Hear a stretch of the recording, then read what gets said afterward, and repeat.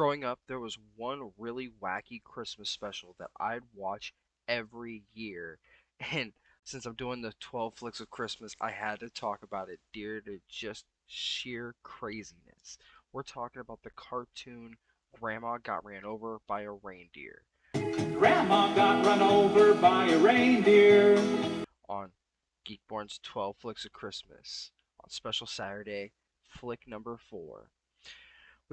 We get some narration of the story coming from the main character telling the story as an old man, talking about his grandma's encounter with a reindeer. We see her as she gets hit, but then we jump to an earlier point in December. Grandma has a small store downtown surrounded by all these huge skyscrapers.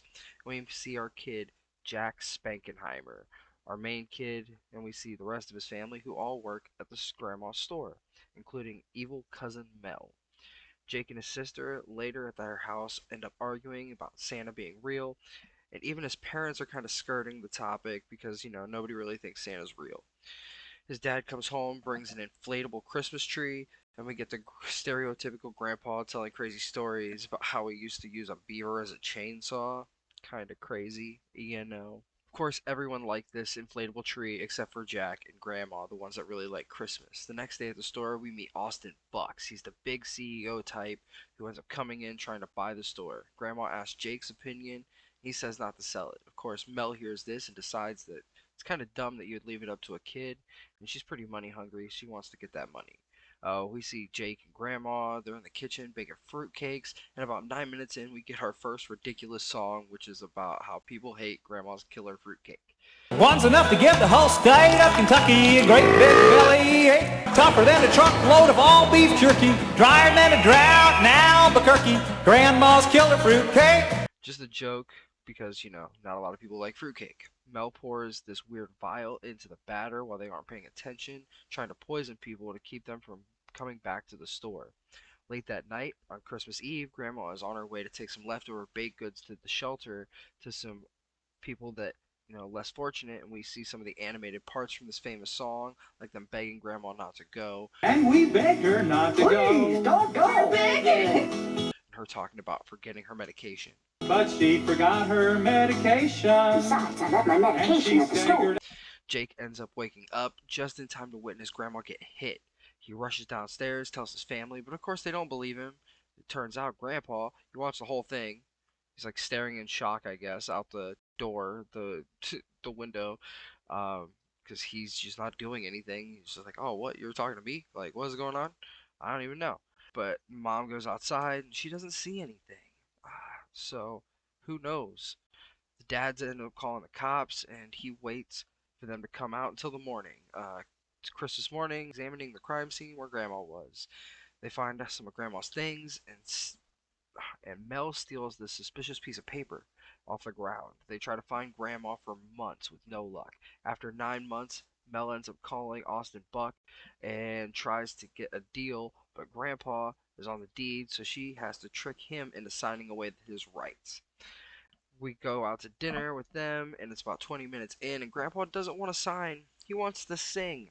And he sings this kind of sad song that it kind of implies that Grandma's dead, spending her Christmas in heaven with Elvis. Grandma spending Christmas with the superstars since that reindeer ran her down that fateful night.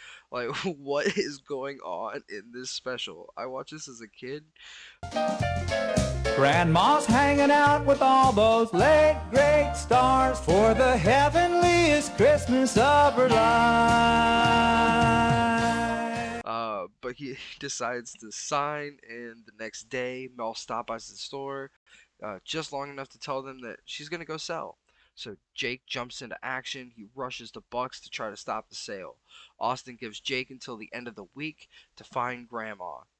Thanks to his dog, Jake ends up going through and deciding he's going to email Santa about his grandma with a picture. We get an interesting visual of the email getting sent to the North Pole, and then we meet the top elf, Quincy, which he gets the email, takes it to Santa. They go to see Grandma, who has amnesia. Quincy ends up going to Jake in person instead of just sending an email like Santa requested. Normally, Santa would be pretty upset, but Jake is also from Cityville, which no one really cares about Christmas there anymore. And you know that whole grandma thing, so he's not too upset with Quincy. Even with amnesia, Grandma decides that she has to go through and try to save the store. So Jake, Quincy, Santa, and Grandma all go to see Bucks. Quincy ends up waiting in the sleigh with Grandma as Jake and Santa run up to the store, but Santa tells Buck what he wanted as a kid to prove that he's actually Santa, while Mel and her lawyer, mostly her lawyer, whose name's Slime, let the reindeer free. Quincy isn't watching. Mel comes back and escorts Grandma away. Since Santa is confessed to hitting Grandma and he's not around, Mel ends up taking Grandma, so he gets arrested. Turns out that she's in a cabin this whole time, and Mel is planning on using Grandpa's power to sue Santa and make a whole bunch of money. Then Mel and Slime sing this super crazy song about suing the pants off of Santa. Grandpa's gonna sue the pants off of Santa. That's what Grandpa's gonna do. I swear this thing is a freaking fever dream, and it's not exactly songs that are happening, more like musical interludes that are being, placed in this special to kind of buff the time a little bit. Put a little bit of filler in there, because they're really like 30-second bits of repetitive music over and over. Um, then it ends up becoming a court procedural for a little bit.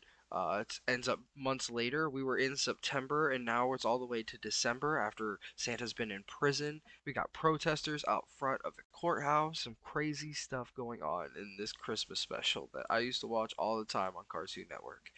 Jake and Grandpa realize that Mel has to be behind Grandma's most recent disappearance, and Jake follows her to the cabin.